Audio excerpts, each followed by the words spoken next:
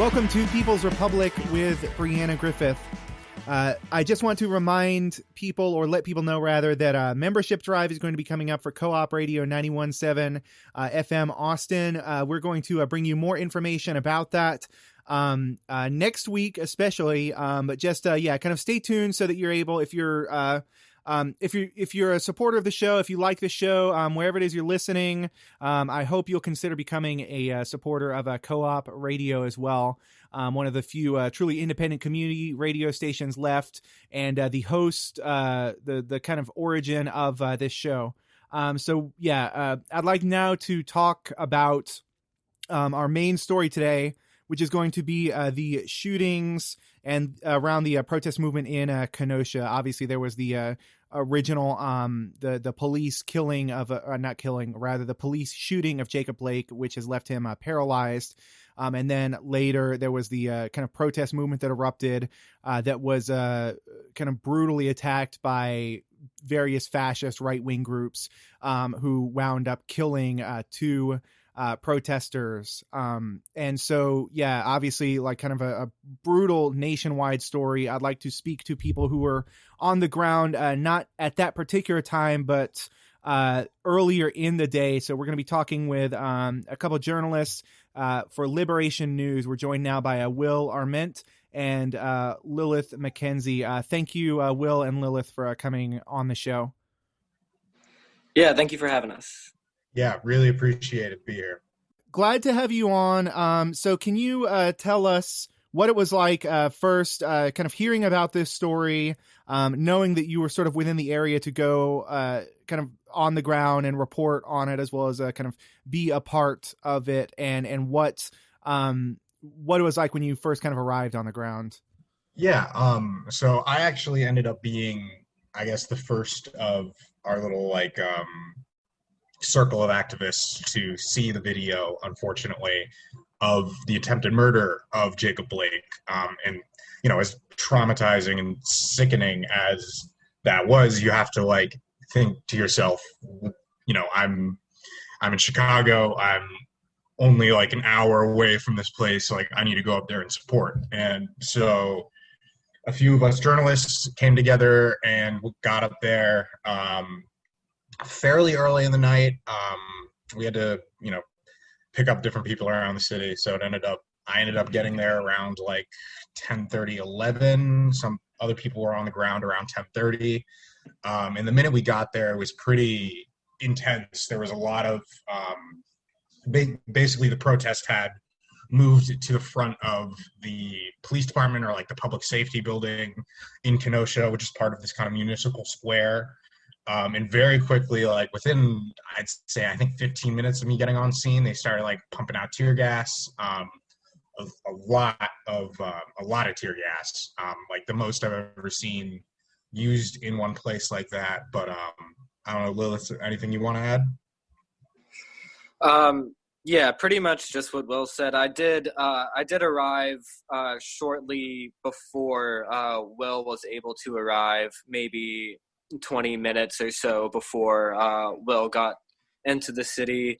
So I was there while the police line was still just starting to form. And that was, they were already, when before they were tear gassing, they were being provocative, and they were yelling, and people, it was really intense.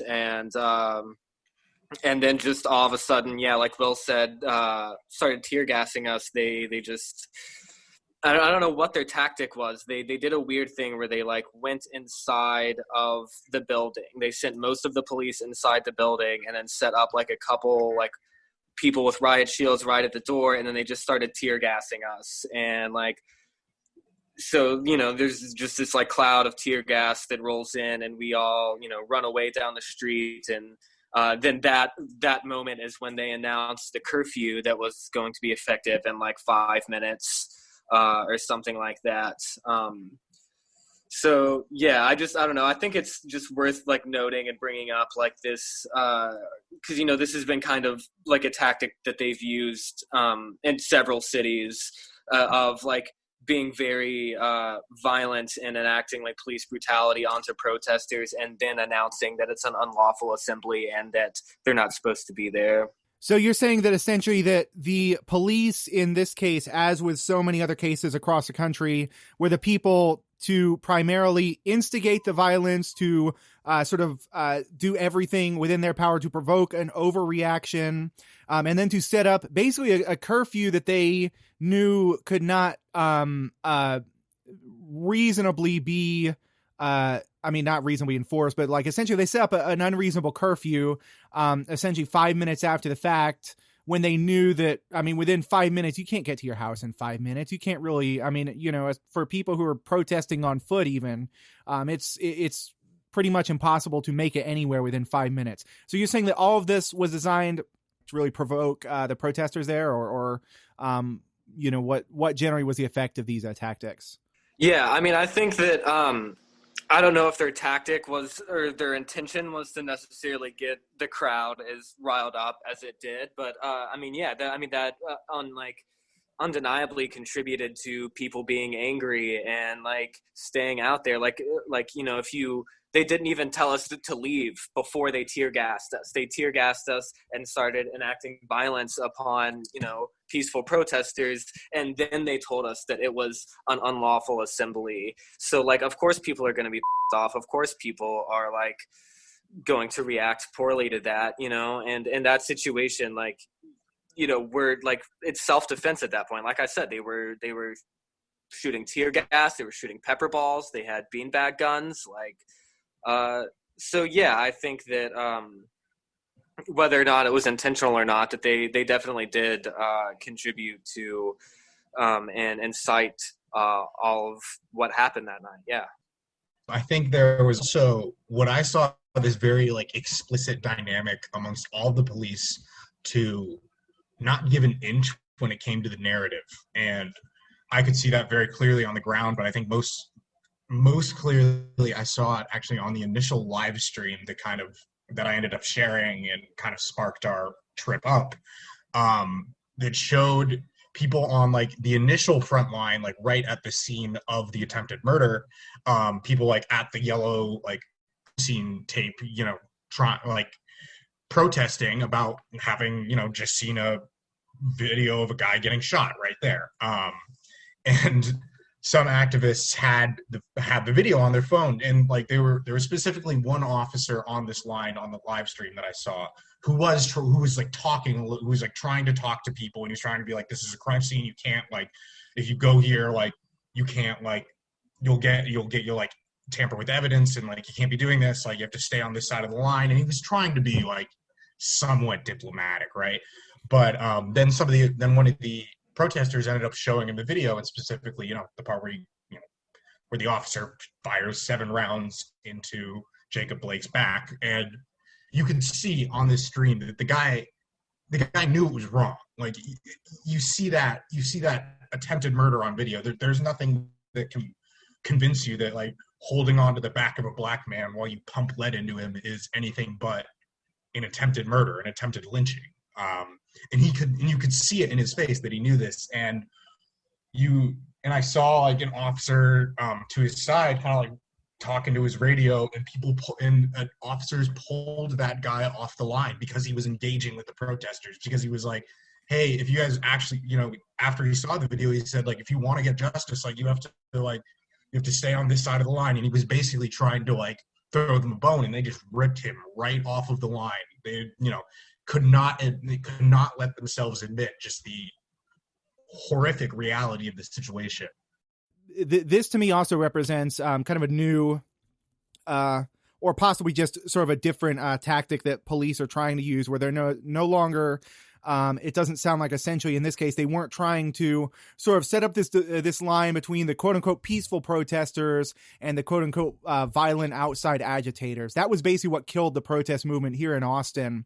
Was this sort of this division between who was allowed to be the quote unquote legitimate protesters and who was allowed to lead them versus who was considered to be a violent agitator, basically because there was nobody could kind of bridge that divide and say, well, we're all here rising up. It in many ways was able to like kill the protest movement here in Austin, and it's never been as large as it was the first couple weekends. But it sounds like what you're saying here is that basically they just, at this point, they consider everybody, I mean, we already know this about police, but it sounds like they just consider everybody to be essentially the enemy. They were basically just ready from the very get-go to quote unquote go to war with everybody.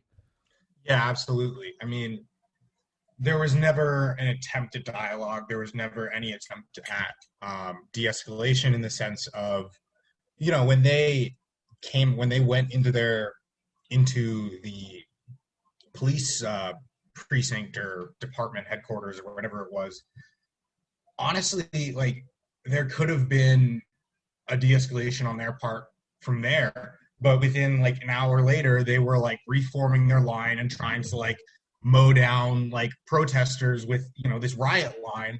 They came and swarmed over the municipal park and where everyone had been protesting, where some protesters had started reacting violently to a attempted murder. And I think the complete like abandonment of any like sense of struggle from a lot of like the liberal media and a lot of just the Democratic Party apparatus right now is really, really clear too, in the sense that like it's not just the Republicans pushing this like outside agitator stuff. It is absolutely the Democratic Party like establishment that is saying we need to shut down these violent protests, but we're just going to do it in an effective and less, openly fascistic way, which means, they'll just, try to channel energy into NGOs and, take care of anyone silently. It's the same as Ferguson. It's the same as every like urban insurrection we've seen in terms of like how the Democrats are responding right now. Yeah, the Democrats, at one point the rebellion was at kind of a real peak, and Donald Trump was forced to go cower in a bunker. That was the liberal Democrat line of attack against Trump, was he was quote unquote bunker boy, that he was such a coward that he wasn't willing to do whatever was necessary. And to me, that essentially implies that sort of the liberal Democratic establishment would have preferred a more authoritative president who had a more robust state apparatus that would have more effectively, quote unquote, dealt with the protesters, that is to say, suppress the movement.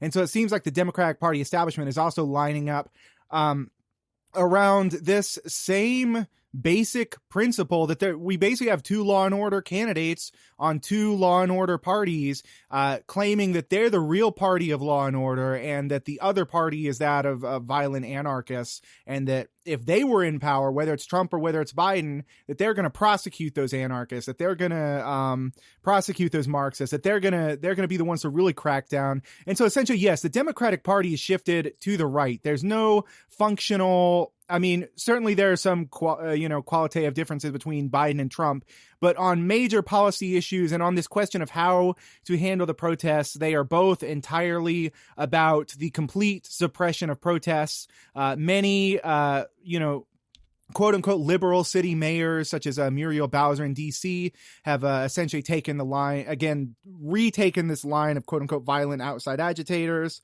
And so this idea that there is really within our political system sort of an alternative to this is an absolute farce.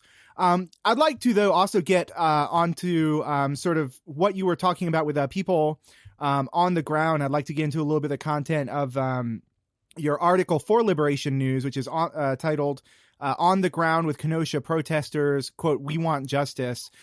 So, yeah, basically what was the actual kind of, as best you could tell, the protest movement like on the ground, the culture and the kind of environment and attitudes of people like, and what were people demanding? It was definitely interesting. People were, it was honestly really hard to get any content to write that article, because all of the people that we were talking to, for the most part, they didn't, like, they were scared about being recorded or quoted because they're scared of the police state like using that to crack down on them. They were, and also there were quite a lot of people that were skeptical about, I think, talking to just like this random white woman walking up to them at this protest, that were like understandably like somewhat hesitant. But and then even when we were getting interviews, like in the middle of them, we were like getting tear gas. Like two of the interviews that I got, there's like huge like gaps in like dialogue between us in the middle of the recording, because like halfway through the interview, like cops started marching towards us and tear gassing us. But people, they were emotional, for sure. It was kind of heart-wrenching to see how emotional all of these people were. Like it wasn't like just blind rage. It was like genuine like pain that these people were feeling. And I like almost everybody that I talked to, when I asked one of the questions I was asking was, what would you like to see as a result of this movement, and what would you like to see come out of it? And almost everybody that I talked to gave me almost the same answer. It was just really, really short and just straight to the point. Like we just want justice. We want to stop being killed. Almost every time it was just a short answer like that from like everybody that I talked to. So yeah, Will, do you have anything to add? No, I think that summarizes it well. I guess I'll add that I think, like you, my interviews were frequently interrupted by, I think one time like a gas canister landed about like a yard from me or something. And I was interviewing this medic who ended up being the bulk of what I wrote about in the article. And we both just kind of look at each other, look at this canister on the ground in front of us, and then just start booking it the complete other direction. And it was a little comical, but I mean, it was scary the entire time. I think the fear that people felt was really palpable, but, you know, not to sound like a corny fantasy novel, but I think that kind of fear is, people are just tired of feeling this way. People are tired of feeling like that they can, I mean, every single Black protester who I even had like a passing conversation with about the issue, very specifically talked about like, are we next? Like, and even with like kids as young as like 14, 15 who are out there, you know, from the local high school, like people understand that this isn't an isolated issue at all levels. And I think that was really important. I think specifically, you know, Kenosha County in general is fairly infamous in Wisconsin at this point for police misconduct and violence. Kenosha police and county sheriffs are, I wrote about this in the article, but huge recipients of the 1033 program from the Pentagon that's basically just pumped, you know, military surplus on them since 9/11. And that has like that we absolutely saw that on full display the night of the protests. You know, they had at least 4 of these mine resistant armored vehicles, MRAPs, just, you know, basically like using them like a guy up top of the MRAP, like firing paintballs and tear gas canisters, and like they're these kind of tank-like vehicles, and you can see just how clearly like militarized the police are. And I think that speaks volumes about like the priority. Like these guys have all the equipment in the world. They have night vision goggles. They have, you know, 3 different kinds of tactical armor, but they don't have body cameras. And this is a department that's had 18 federal suits filed against it since 2005. Like people are done. And I think that was the most clear thing I heard all throughout the night, is just that we're done with this. For some people, I think this has also turned into this kind of generic question, and this is such an old talking point right now, about gun control. The police in Kenosha were actually, I believe it was handing out water bottles, and were actively thanking, again, these far right-wing militias carrying assault rifles, you know, for essentially, you know, in some ways being the shock troops like for whatever it was they were thanking them for. It's certainly like to draw this idea between the quote unquote like professionals of the police department versus these white vigilantes. Well, it's all a form of white vigilanteism to some degree. But I want to like, you know, again, like with this gun control issue here in particular, with this sort of like focus on the guns, we can't talk about gun control without talking about the actual weaponry that these police departments have, because they are considering themselves to be military occupying forces. And so the Kenosha, I believe this is a police department here, maybe as well as the sheriff's department in this article, have more than 2,000 semi-automatic rifles, nearly 245 caliber pistols, an advanced combat optical gun sight scope kit, 60 night vision sniper scopes, and more than 40 mine-resistant vehicles, these MRATs that you're talking about, these tanks. Kenosha is a town with a population of 100,000. For them to have 2,000 semi-automatic rifles means they have one of these rifles for every 50 residents of the entire city. That's the level of real out-of-control gun ownership. That's not to say that fascist militias are not also a threat. These are these dual threats, really. But this is the state of modern policing. This is really like a police that does, for all intents and purposes, consider itself to be a military occupying force. And we can't, you know, again, like I just will say it again, we can't talk about gun control without really thinking about what it would mean to get these guns out of the hands of these cops who we know cannot be trusted with them.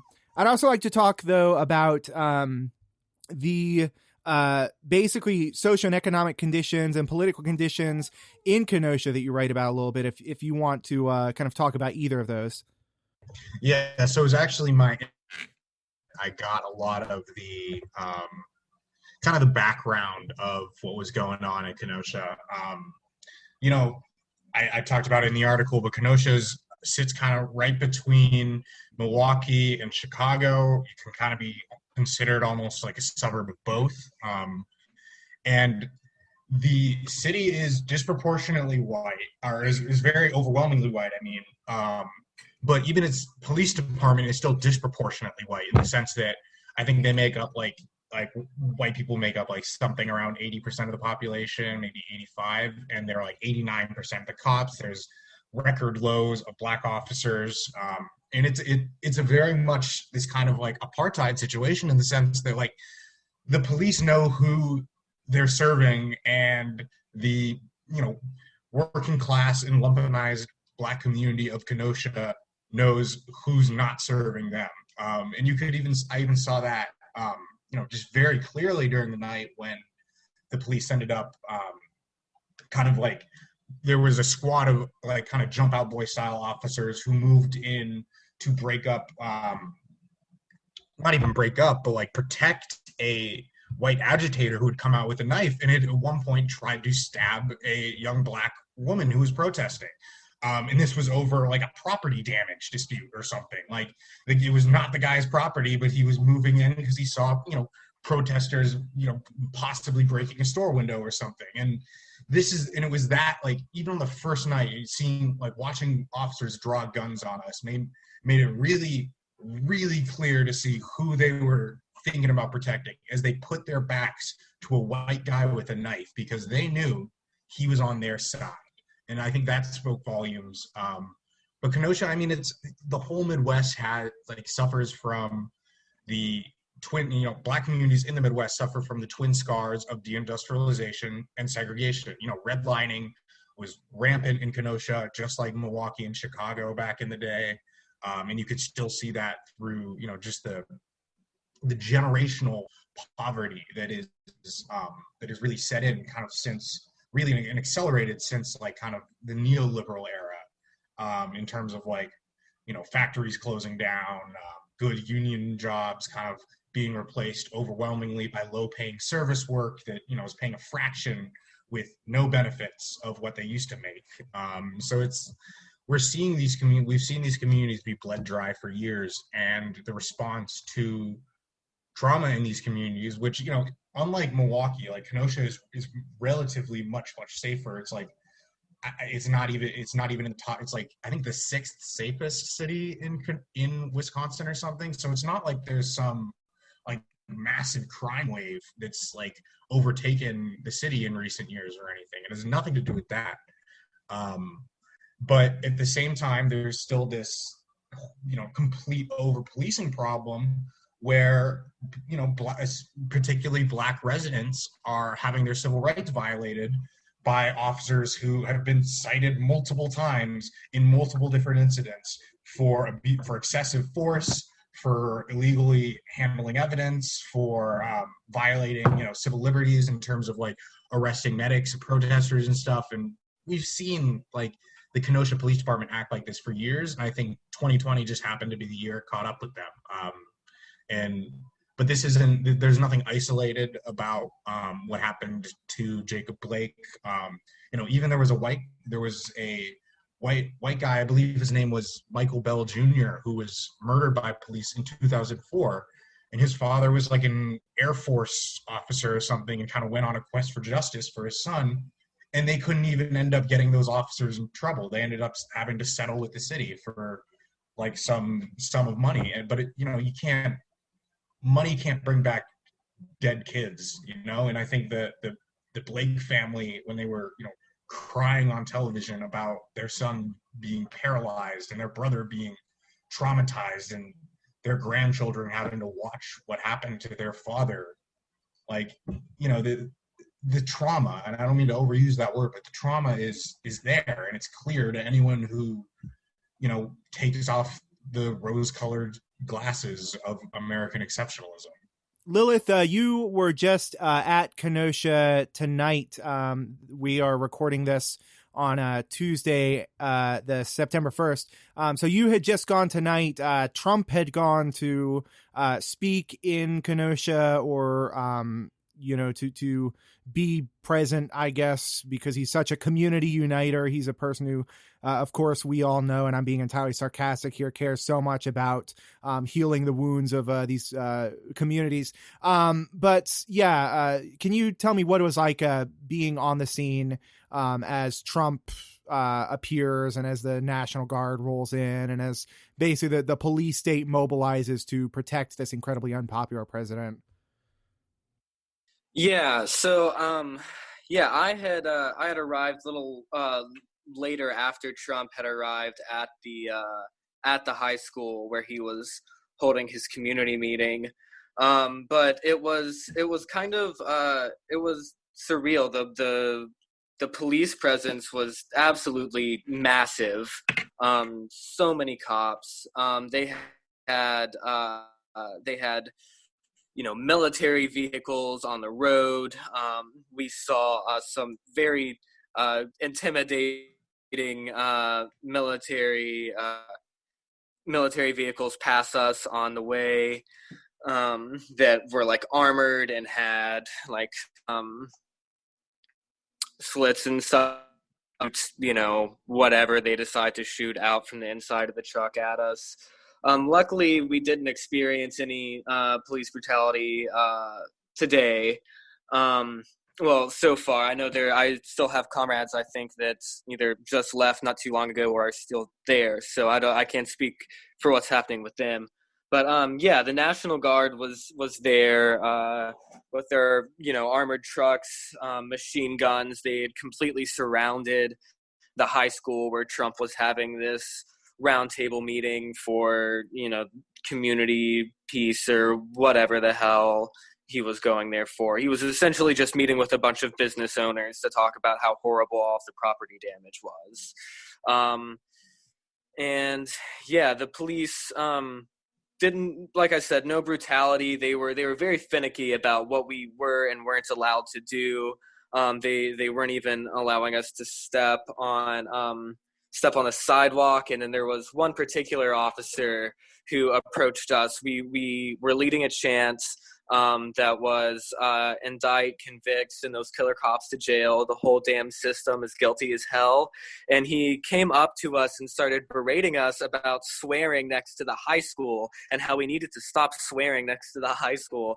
It just came up to us multiple times and told us to stop swearing, and we would just keep repeating the chant over at him. It was pretty funny, honestly. I was slightly more worried about the like hundreds and hundreds and hundreds of, you know, right-wing like people around me, especially, you know, like Will said, like while we were leaving that Sunday night, we saw, you know, some racist agitator trying to stab, you know, a young black woman, and then police came and aimed their guns at us. And then we saw, like we were talking about, the fascist Kyle, whatever his last name is, Rittenhouse, you know, literally killing people in Kenosha just a few days later. So I was honestly more anxious about the hundreds of, you know, right wingers that were, you know, especially after Trump had driven away, and there was just hundreds of right wingers surrounding us. That was pretty anxiety inducing. But luckily they didn't really do anything. They just berated us a little bit, but nothing too bad. It was definitely interesting to see how much protection that Trump feels like he needs in Kenosha, though. I think that's a great place to wrap up. We were joined for this segment by Lilith McKenzie, as well as Will Arment. They are both journalists for Liberation News, which you can find their article on their time in Kenosha, Wisconsin, at liberationnews.org. Thank you both for coming on. Yeah, thank you Thanks so for much for having us. Yeah, appreciate it. You're listening to People's Republic with Brianna Griffith. People's Republic originates on KOOP 91.7 FM and is also broadcast on WHIV 102.3 FM New Orleans. We are available as a podcast on Spotify, Spreaker, Stitcher, iTunes, or wherever podcasts are podded. Stay tuned.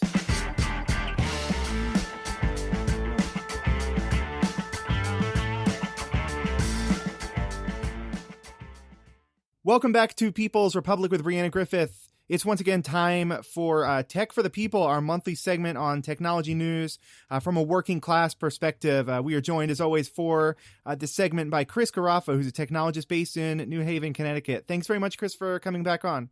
Oh, it's great to be back on. Thanks for having me again. Yeah, always glad to have you on. Let's start with this first story. I think we have 3 or 4 that we're going to be getting into over the next half hour.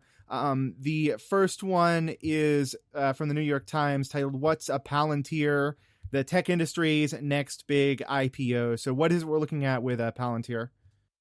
Yeah, Palantir is a very large company set up by a guy named Peter Thiel, who had a major part to play in PayPal. And so Palantir basically is a data collection and analysis company. The name is actually, for people who are familiar with Lord of the Rings, it's one of those spheres that you could look through and see other parts of the world in, which is it's a very, scary, thing to think about, right? You can use this Palantir to, just spy on the rest of the world. So Palantir, this is why it's in the news today and recently, is that they're going public. They have more than $3 billion in funding, and they have been valued at $20 billion, but they've never turned a profit. They had made $742.5 million in revenue last year, but also lost a lot of money. So part of the initial funding for Palantir actually came from a group called In-Q-Tel. And In-Q-Tel is the investment arm of the Central Intelligence Agency. So just to say that again, In-Q-Tel is the investment arm of the CIA. The CIA basically has a venture capitalist fund in In-Q-Tel, and it goes and invests in all of these different organizations and companies like Palantir. So the issue with Palantir is that ever since it was founded in 2003, it has been basically trying to collect and process and analyze data. Most recently, it has come out that Palantir works with ICE. And we have seen, of course, in the last few years, a huge, just all this news over ICE raids, which of course have been happening for, a very long time since ICE, came into existence. But in 2019, what happened was that some of Palantir's employees actually started saying, we don't want to build for ICE. In fact, there's a hashtag no tech for ICE and an entire campaign that's been started by groups like Mi Gente and others saying that the ICE contract should not be renewed. That private companies should not be supporting these government agencies that are just picking up people, brutalizing them, deporting them, keeping children in concentration camps. Basic human rights violations, right? One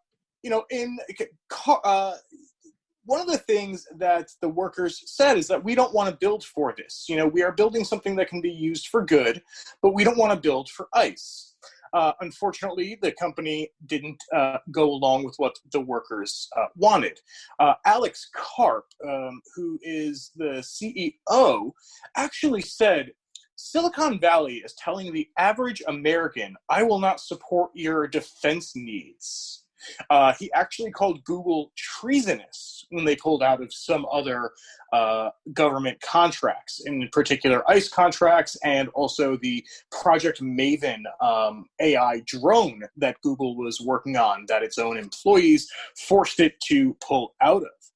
So we've learned quite a bit about Palantir because of their S1 that came out recently. The S1 being the financial document that companies have to give and publish to the SEC in order to, as part of the going public. It's a financial accounting with a lot of those, what they say are forward-looking statements, talking about how, where the company is poised.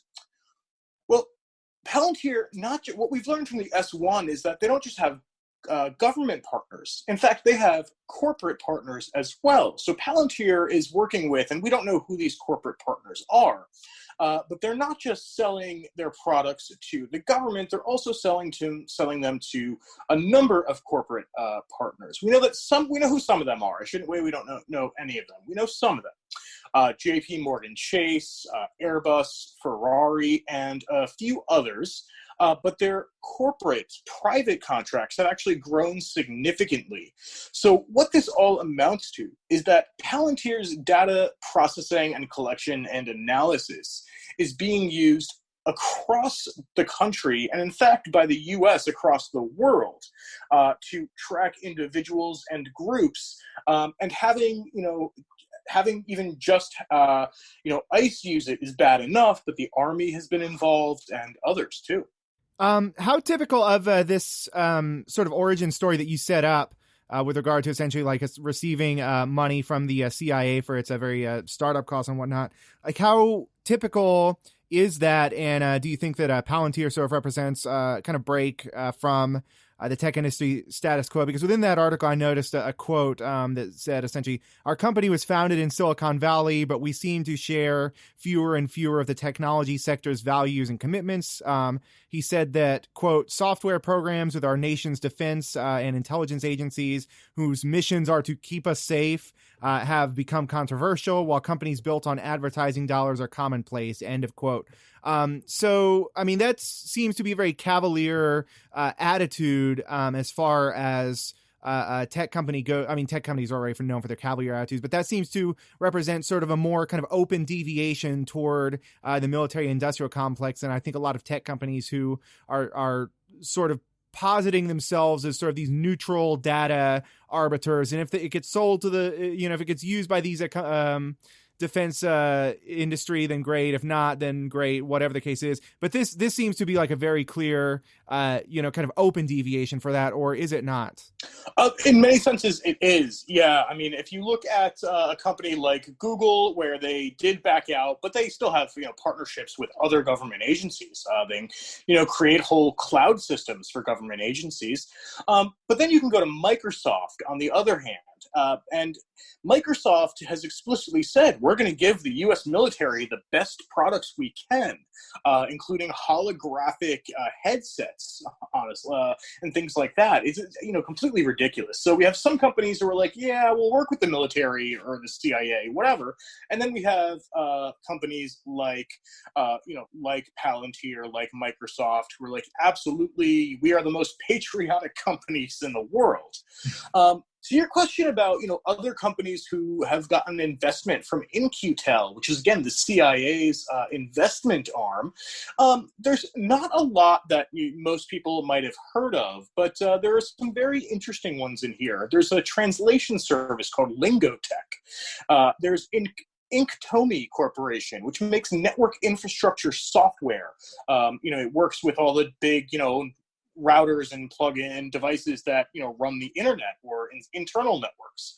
There's one called FireEye, which is a malware protection and security company that often likes to put out reports about how it was Russia or Iran or North Korea that hacked something. And unfortunately, they have a lot of respect in the industry, but people often don't pay attention to their CIA backing. If you look through, the page on In-Q-Tel's website, they do have a public website. You see a lot of analytics, a lot of data, a lot of, high-tech, visualization technologies in there as well. So again, not stuff that you might necessarily have heard of if you're, not living in this, in the tech world, or even if you are, but certainly things that do impact the world we live in. I will mention one very interesting one that they did fund is Keyhole Inc. Keyhole is what we now know as Google Earth. And Keyhole is also the name of the government satellites, in fact. The Keyhole satellites that fly around the country, around the globe, in fact, taking pictures every 90 minutes or so. And there are new technologies that are going to be, that are out there to be, that are even faster. So that company was called Keyhole. The company that worked on some of that software. Google ended up buying them, and now we have Google Earth, which, you can kind of zoom in and, zoom out and fly around the whole world on, and it's cool. And I'm sure we've all spent, at least 10 minutes just exploring. But that actually did come from In-Q-Tel as well. I think we got two more stories. I just want to remind people that you are listening to People's Republic with Brianna Griffith. People's Republic originates on KOOP 91.7 FM. Also streams online at koop.org and is broadcast on WHIV 102.3 FM New Orleans as well. We are having a membership drive coming up at Co-op Radio in a couple weeks, so stay tuned for that. We'll have more information as that comes out, but I am hoping that people will support community radio in this key time. Anyway, let's get into our next story. Again, we're speaking with Chris Carafa, technologist based in New Haven. So Clearview AI CEO says over 2,400 police agencies are using its facial recognition software. What is the rundown? Like, what are we looking at here? Sure. So Clearview AI has been in the news in the past, and what this company does, they scrape basically the whole internet, every website they can find, including social networks like Twitter and Instagram and Facebook and LinkedIn and Nextdoor and so many others. And they try to just take, they try to associate images with people. So you've got a profile picture on your Facebook profile. It's got your name attached to it, or Twitter, what have you. But they also go through Flickr. They go through other websites, school or company websites where they list students or staff. And they just scour the entire internet to create this giant facial recognition database. And then they turn around and they sell access to this software that they've built around this database to private corporations and to police. What we found out is that there are over 2,400 police departments that are using Clearview AI's software. And so 2,400 at $2,000 a year per officer. So we're looking at least $4.8 million if they only have one officer or detective per department. So it's going to be significantly more than that. We found out about this about a week ago, and it's, of course, been in the news because of the rebellion that's happening against police terror across the country. But actually, we could have known about this sooner. We could have known about this in May or June. The interview where the CEO of Clearview AI divulged this information happened in May. But the person who recorded it, a guy named Jason Calacanis, decided to hold off on publishing it until late August. And he did that. I have to read this.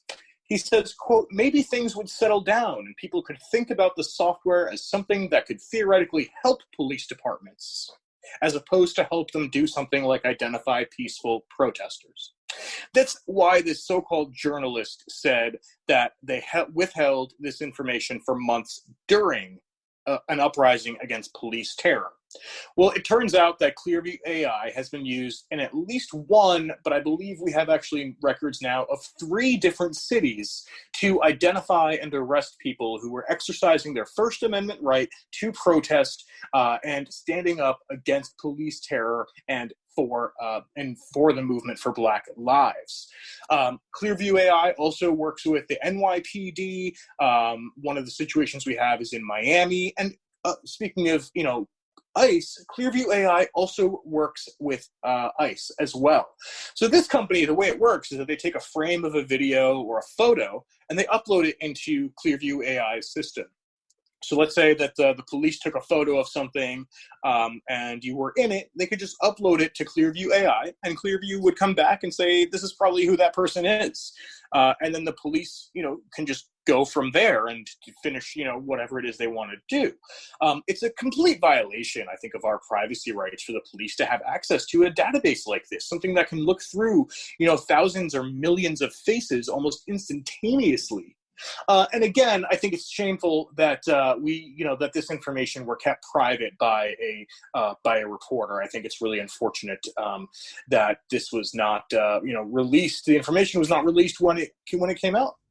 There's such a dissonance, I think, in the way reporters are often portrayed, often by the media itself, as these kind of heroic truth tellers, these speakers of truth to power. As Washington Post says, democracy dies in darkness. And there's such a dissonance between this and I think the actual reality of most kind of mainstream reporters who are more, I think, similar to the reporter in this story who had this kind of key thing. And like, to me, from my perspective as sort of a journalist who's also involved in like organizing, as a journalist who I don't just sort of talk about these things from a theoretical perspective. I kind of live them. I'm kind of there on the ground as much as I can be. This kind of irresponsible withholding of a key piece of information, withholding of key facts at a time when those could have possibly saved protesters from brutal police crackdown, I think is everything that's wrong with sort of the, again, like mainstream journalist culture. I don't consider journalism to be either an inherently positive or negative thing. I think it's simply, it's you can either be like someone who cares about like getting the information out in order to positively affect society, or you can be someone who gets the information out in order to withhold the status quo, or in order to, draw a paycheck. Whatever the case is, whatever motivations are, journalism is not an inherently good or bad thing. And as we see here, like this to me comes very close to sort of malpractice and endangerment, where you're really putting people's lives in danger by not revealing the thing that could have helped people be aware of a problem affecting them. Anyway, that's a bit of a soapbox. It doesn't have a whole lot to do with tech. Yeah, you made a really good point when saying, the purpose of journalism. And, I look at technology a similar way. Technology is not good or bad. Facial recognition is not a bad technology. No technology is good or bad inherently. It's how it's used. And so ultimately, it's who controls that technology, who funds its use, and who determines how it can be used. Facial recognition, for example, could, let's think about it. Facial recognition could help us find missing and exploited children, right? That could be a use for facial recognition. But under this current system, I would be very hesitant to agree to a system, using facial recognition with that, stated purpose, because of everything else we know that it's, it can be used for.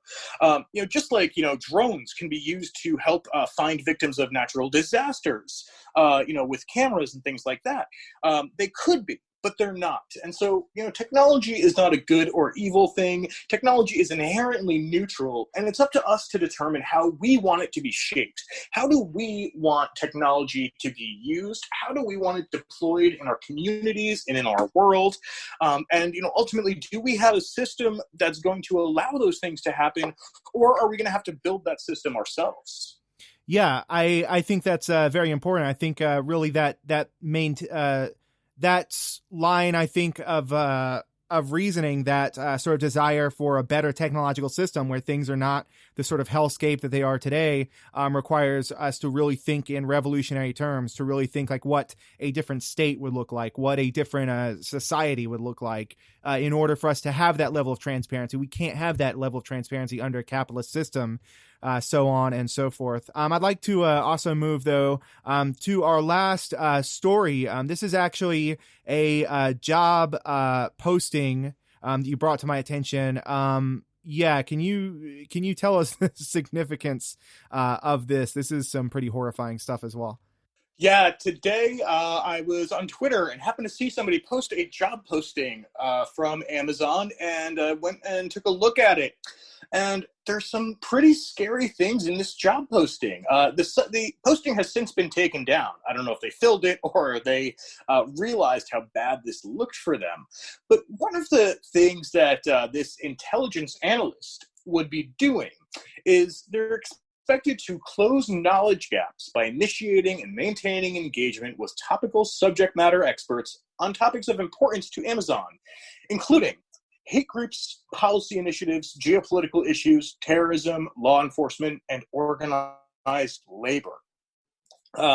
So they're basically grouping in organized labor, workers organizing for their own good, for their collective good, in fact, with hate groups and terrorism. They also, in other places, mention targeting and spying on, effectively, activist groups along with organized labor. So those who are waging campaigns against Amazon, whether it be environmental groups, labor groups, or others. There is also a campaign, the No Tech for ICE campaign we mentioned earlier also points out that Amazon provides a lot of services to ICE, either directly or indirectly. And so the company is basically hiring somebody to spy on or monitor the spying on activists and organizers, human rights workers, and labor organizers, and their own employees, in fact, in order to save the company money. That's what that comes down to. It's about saving the company money. It says that they will work with a senior corporate counsel. So these are lawyers being paid many, many hundreds of dollars an hour to provide assessments for court filings, restraining orders against activist groups, and other things. So, this isn't surprising to me. Just seeing it so laid out bare on the internet was what was surprising. That they were so brazen about posting this job opening and making it so clear what Amazon is hiring for. Unfortunately, they didn't share a salary range for this job. I would have been very, very curious to see what the salary range for something like this would have been, and who exactly it is that they're trying to, to attract to this kind of job. And we should also mention this is part of their Global Security Operations Global Intelligence Program. So this is just something based, it's based in the U.S., but it is not a U.S.-only position. This is something that they're going to be monitoring worldwide. So if there are human rights violations at a factory making Amazon Basics products, they're going to be monitoring that as well. So this is an international issue, not just a U.S. issue.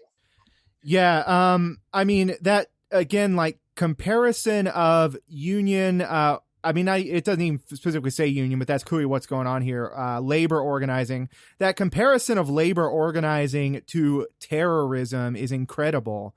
No union organizer has ever hijacked a plane. No union organizer has ever, blown up blown up buildings. I mean, I guess to my knowledge, maybe, there's a long history of militant labor organizing, but like union organizers don't carry out terrorism. They don't carry out threats to people's lives. If anything, the threats to people's lives, if Amazon were concerned about something such as security, that is to say the safety and well-being of people, they would look at the real threat to people's lives, which is their own warehouses. Anyway, so I think we have a minute or two left. Would you like to, I'm pretty inconsistent about this. I always like to end with sort of a tech tip, something that people should be aware of. But yeah, I think we have time to kind of squeeze that in.